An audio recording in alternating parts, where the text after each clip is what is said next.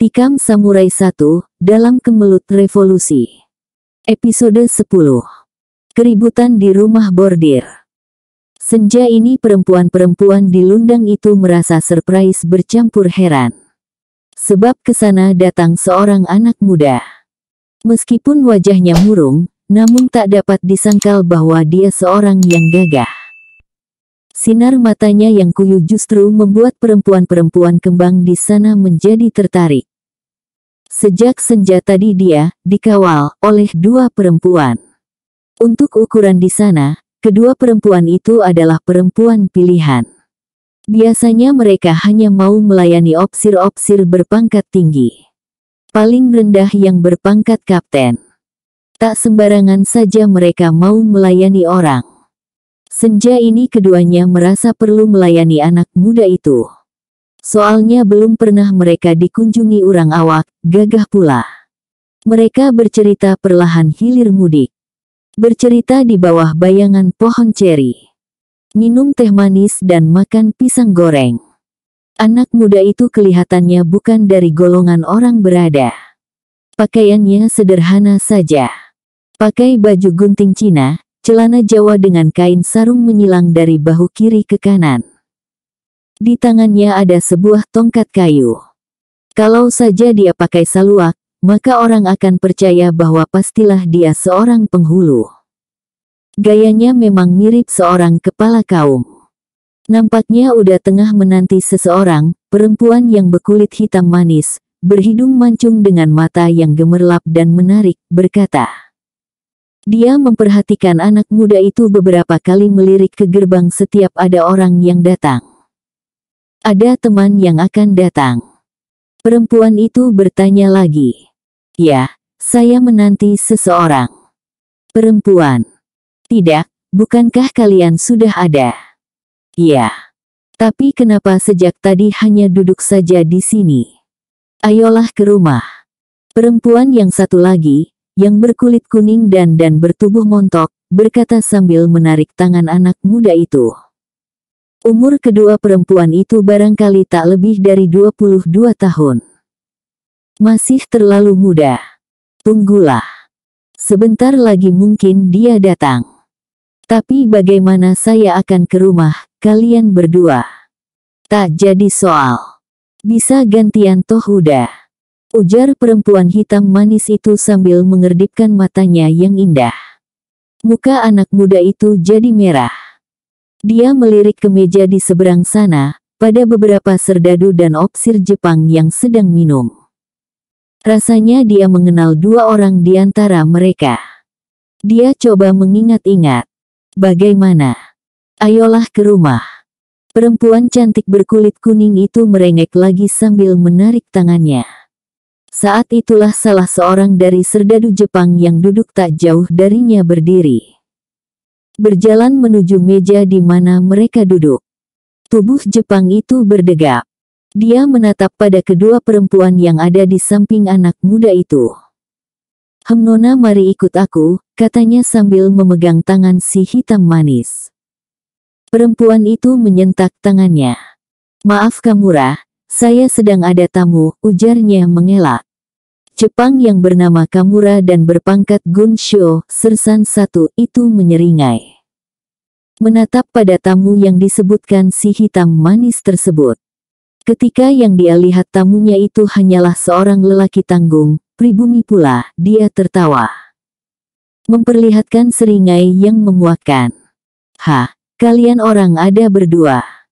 Ada si hitam ada si kuning. Kamu jangan serakah ya. Saya bawa yang hitam manis ini, Jepang itu berkata sambil tetap menyeret tangan si hitam manis. Tak ada daya perempuan itu selain menuruti kehendak Kamura. Teman-temannya tertawa dan bertepuk tangan. Sementara itu si cantik berkulit kuning segera merapatkan duduknya dan memegang lengan anak muda itu erat-erat. Cepatlah kita ke bilik. Nanti datang yang lain membawa saya, perempuan itu merengek lagi. Anak muda itu, yang tak lain daripada si bungsu tak mendengar ucapan si cantik ini. Pikirannya tengah melayang. Dia coba mengingat seringai buruk Gunsho Kamura tadi. Di mana dia pernah melihatnya. Tiba-tiba kini dia ingat. Bukankah Jepang itu yang menghadangnya ketika dia akan mendekati ayah, ibu dan kakaknya sewaktu penyergapan di rumah mereka dulu? Dia ingat peristiwa itu. Ayah, kakak dan ibunya baru saja diperintahkan untuk keluar dari persembunyian di atas loteng oleh Kapten Saburo. Ketika mereka muncul di tangga rumah gadang, si bungsu yang berada di antara kerumunan penduduk berlari ke depan sambil memanggil ayah dan ibunya. Tapi seorang serdadu Jepang bertubuh kurus menghadangnya. Dia berhenti, menatap pada serdadu kurus itu. Serdadu itu menyeringai. Dia tertegak ngeri di tempatnya. Nah, serdadu itulah tadi yang membawa si hitam manis ke atas. Dia tandai seringainya itu.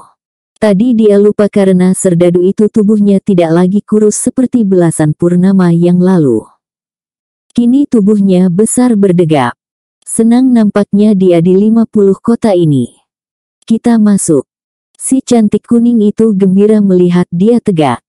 Si bungsu menatapnya. Iya. Kita masuk, katanya. Dengan gembira si kuning itu memegang tangannya. Kemudian membimbingnya ke atas rumah di mana Kamura tadi juga masuk bersama kawannya si hitam manis. Di dalam kamar, si kuning cantik itu mendudukkan anak muda berwajah murung itu di tempat tidurnya yang beralaskan kain satin dan berbau harum. Duduklah. Mau minum apa? Tanyanya dengan manja. Si bungsu menatap perempuan itu. Menatapnya diam-diam. Jangan memandang seperti itu udah. Hatiku luluh udah buat, katanya manja sambil memegang kedua belah pipi si bungsu. Kulihat engkau mencari seseorang kemari, perempuan itu berbisik.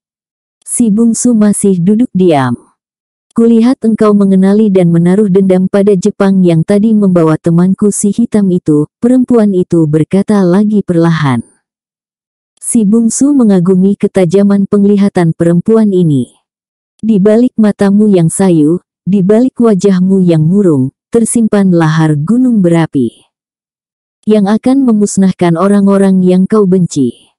Sesuatu yang sangat dahsyat dalam hidupmu pastilah telah terjadi. Sehingga engkau menyimpan demikian besar gumpalan dendam di hatimu. Apakah keluargamu dilaknati oleh Jepang? Si bungsu benar-benar terkejut mendengar ucapan perempuan ini.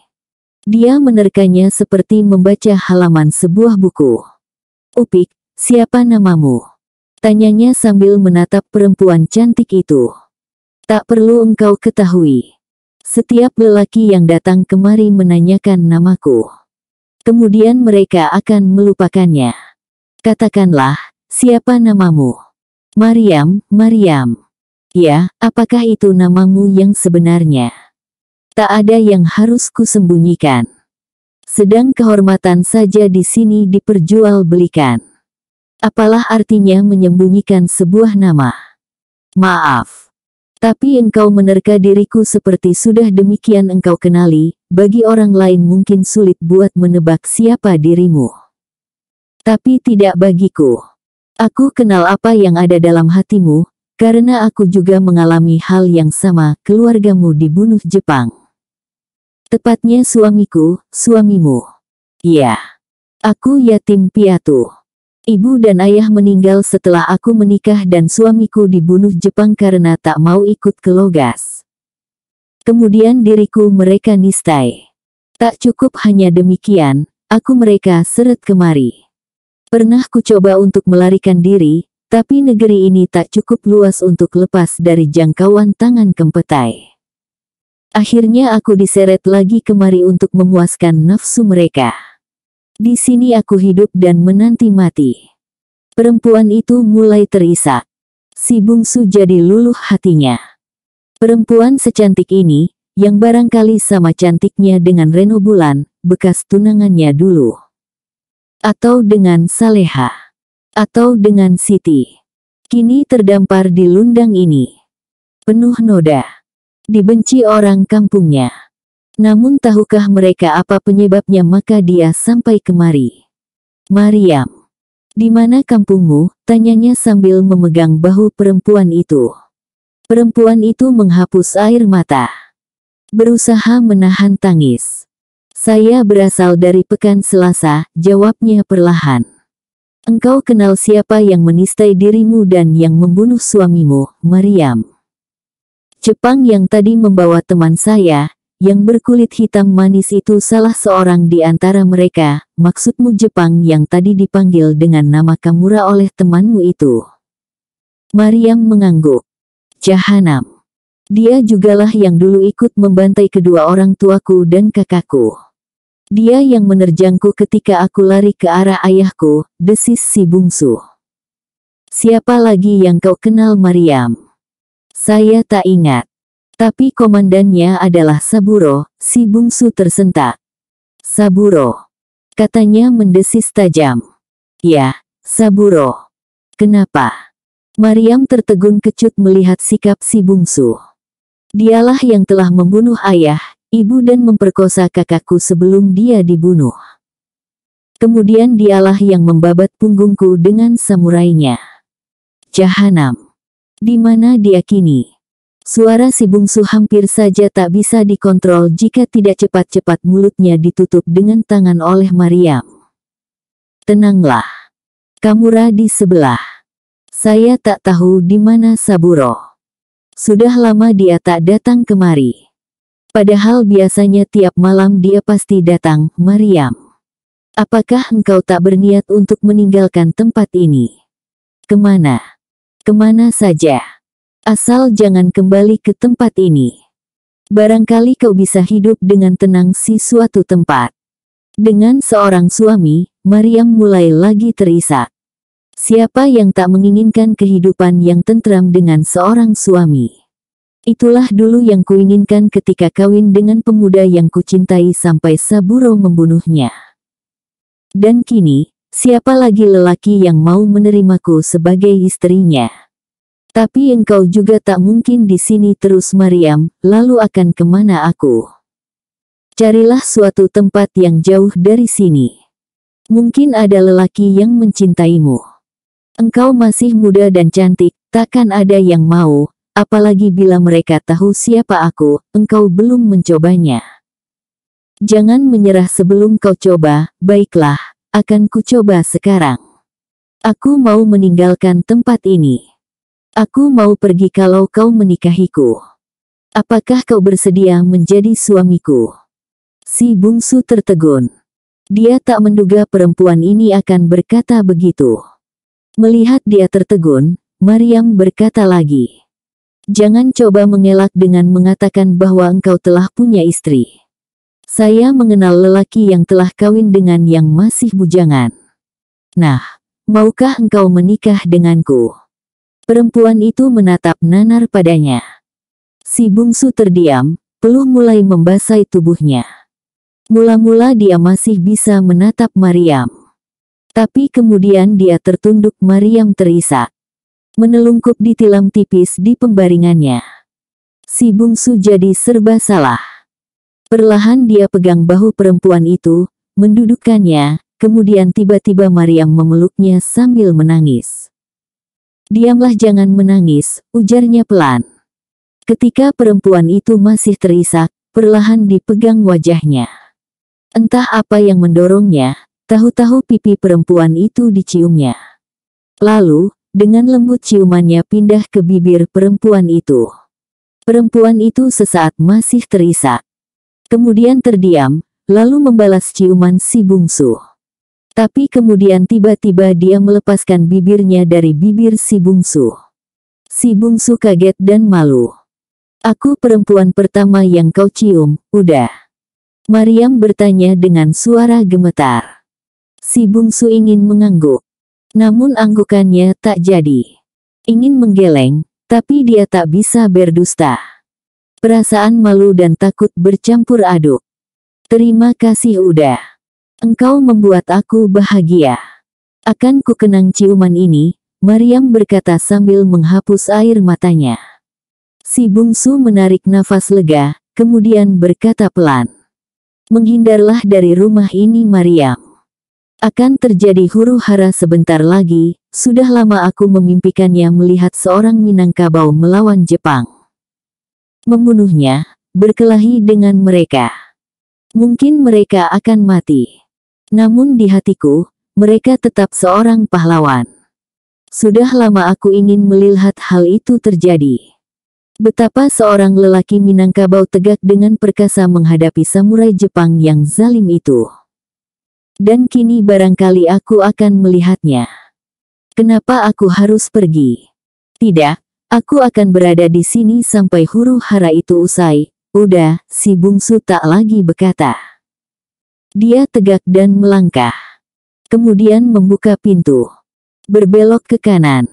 Menerjang pintu kamar di mana Kamura tadi masuk dengan perempuan berkulit hitam manis itu.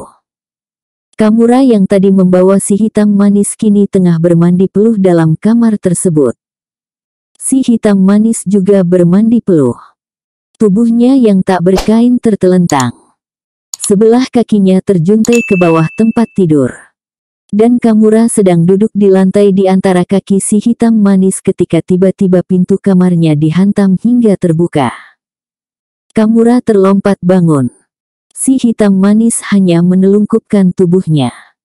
Dia menyangka yang masuk adalah kawan Kamura.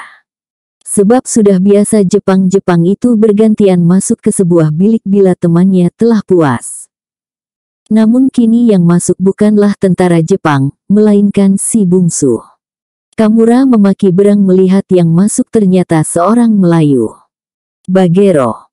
Masuk siapa kemari yang kamu berani, he? Bentaknya terbalik-balik.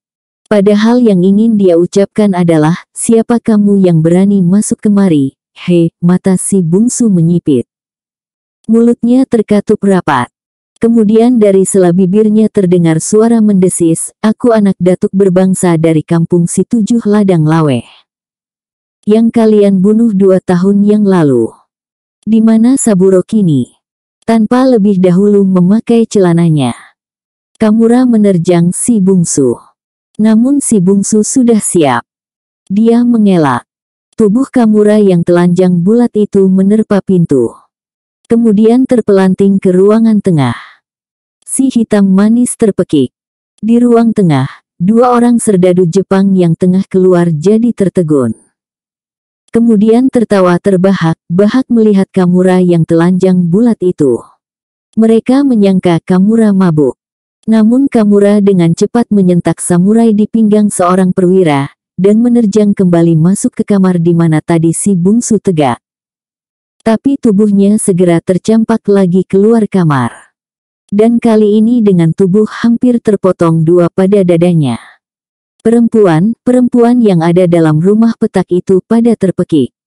4 orang sedadu Jepang segera naik menghambur ke atas. Di pintu bilik si hitam manis itu, tegak si bungsu dengan sebuah tongkat di tangannya. Dia tegak dengan tenang. Menatap pada 6 Jepang yang kini tegak pula menatapnya. Mereka bertatapan. Dengan sudut matanya si bungsu melihat di sebelah kirinya, agak jauh di tepi dinding, tegak Mariam di antara beberapa temannya. Perempuan itu menatap padanya dengan sinar mata penuh kebanggaan. Salah seorang dari perwira Jepang itu segera saja mencabut pistol dan menembakkannya ke arah si bungsu. Si bungsu menggelinding di lantai. Gerakan lompat tupai. Peluru perwira itu menerpa tempat kosong. 2 kali menggelinding dengan cepat, akhirnya ketika dia tegak samurainya bekerja. Perwira itu terpekik. Tangannya yang tadi menembakkan pistol putus hingga siku. Sebelum pekiknya berakhir, samurai di tangan si bungsu bekerja lagi. Kepalanya belah 2. Suasana tiba-tiba jadi sepi. Hening mencekam. Si bungsu tegak di depan kelima serdadu Jepang itu dengan wajah yang sedingin batu es. Saya si bungsu. Saya mencari Kapten Saburo. Di mana dia? Suaranya terdengar tanpa emosi. Namun Jepang itu terkenal sebagai orang yang tak mengenal takut sedikit pun. 2 orang segera maju dengan mempergunakan jurus karate. Namun samurai si bungsu segera bekerja. Kedua mereka roboh dengan leher hampir putus. 4 yang mati dalam waktu tak sampai 5 menit. Kempetai datang. Mariam berteriak. Dan saat itulah ketiga serdadu Jepang yang masih hidup maju serentak sambil menghunus samurai mereka. Tapi yang mereka hadapi adalah si bungsu. Seorang lelaki yang telah bersumpah untuk takkan mati sebelum dendam keluarganya terbalas. Begitu serangan datang, dengan kecepatan yang tak terikutkan oleh mata samurainya berkelebat. 2 kali sabetan mendatar, menyebabkan 2 Jepang yang ada di depan dan di kirinya rubuh dengan perut menganga. Kemudian sambil berputar setengah lingkaran dia menikamkan samurainya ke belakang. Jepang yang terakhir, mati tersate tentang dada kirinya. Sebuah tikam samurai. Persis seperti yang dipergunakan oleh datuk berbangsa di halaman rumah gadangnya dahulu. Saat dia menyentak samurainya, Jepang itu pun rubuh. Lewat pintu belakang, dia dengar suara perempuan berseru. Dia segera mengenali suara itu sebagai suara Mariam. Suara sepatu Kempetai terdengar menjejak tangga di depan. Si bingsu tegak, kemudian menatap pada perempuan itu. Dia segera menampak Mariam. Terima kasih Mariam. Saya akan balaskan dendammu. Dan Kempetai pertama muncul di pintu tegah. Si bungsu menyelinap ke belakang. Punggungnya kelihatan oleh Kempetai itu. Bagero. Berhenti, teriaknya sambil menembakkan pistol. Namun si bungsu telah lenyap. 3 Kempetai segera memburu ke belakang. Di belakang mereka disambut oleh gelapnya malam. Jauh di bawah sana, deru arus batang agam terdengar menderu menegakkan bulu roma. Jepang itu pada pelenguk mencari kalau lelaki yang baru saja melarikan diri itu bersembunyi di sekitar tempat tersebut. Tapi si bungsu telah terjun dan lenyap dalam arus batang agam di bawah sana. Baginya berenang dan menyelam bukan lagi hal baru. Berenang di batang agam ini memang kegemarannya sewaktu masih muda dulu.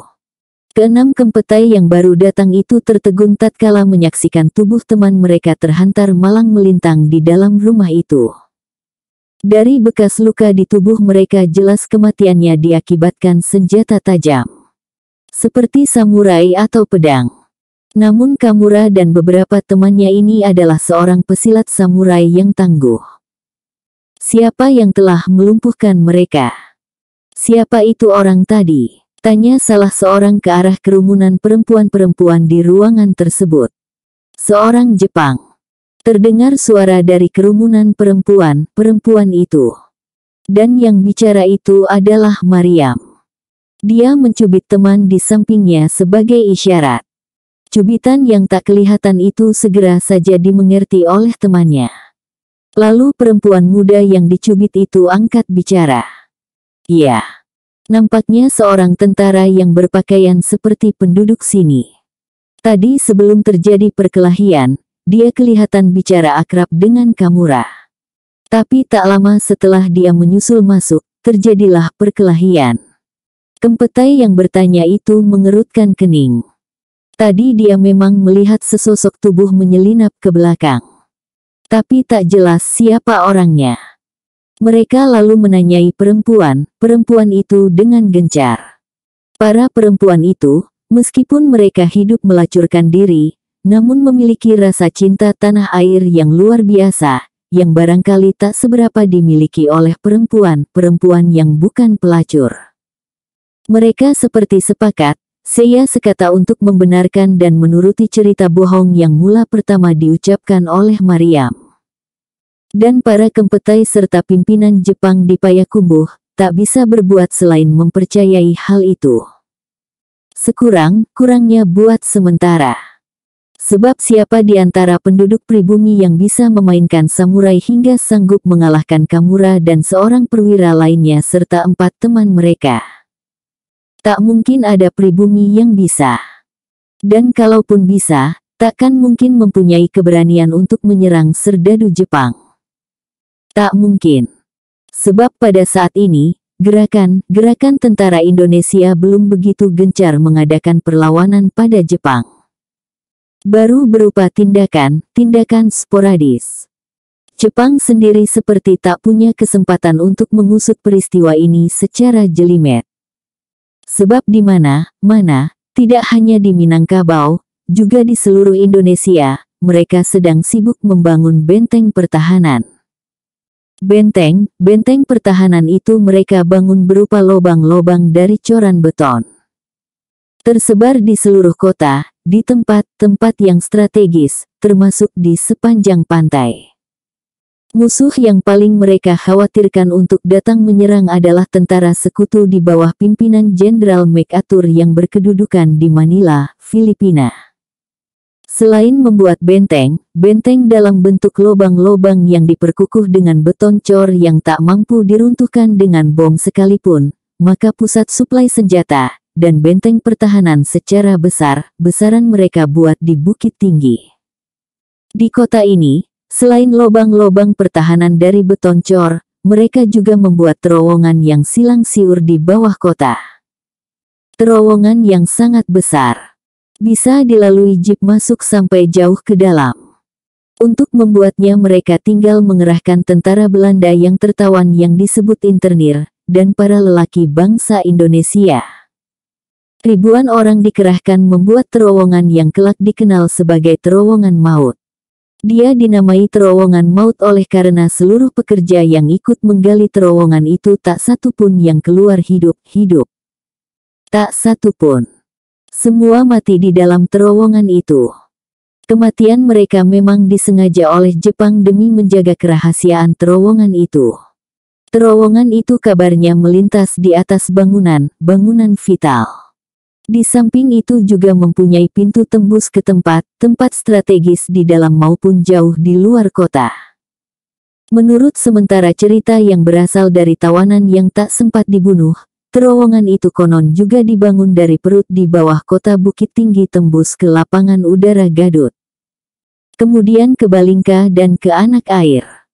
Terowongan sepanjang itu diperlukan Jepang untuk dua tujuan.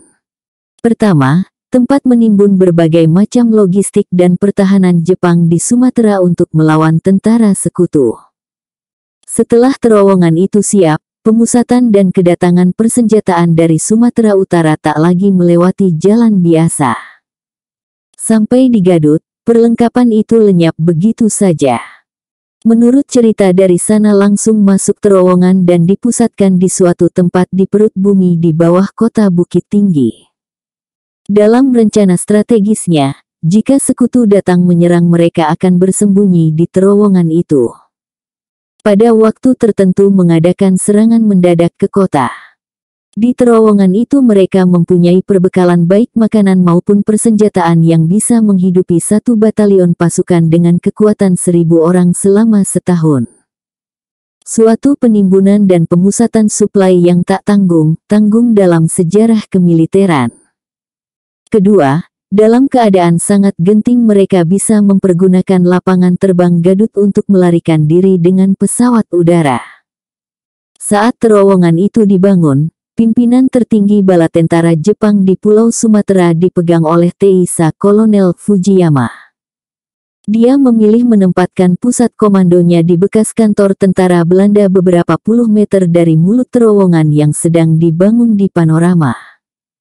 Pusat Komando Fujiyama ini kelak dijadikan Museum ABRI di depan Tugu tanggal 17 Agustus di Panorama. Pintu terowongan juga dibangun di belakang kantornya. Dari sana, lewat terowongan yang berbelit dia bisa mencapai beberapa tempat di kota Bukit Tinggi. Seperti Kejam Gadang, Benteng atau Kebun Binatang. Bersambung ke episode 11. Terjebak di rumah judi.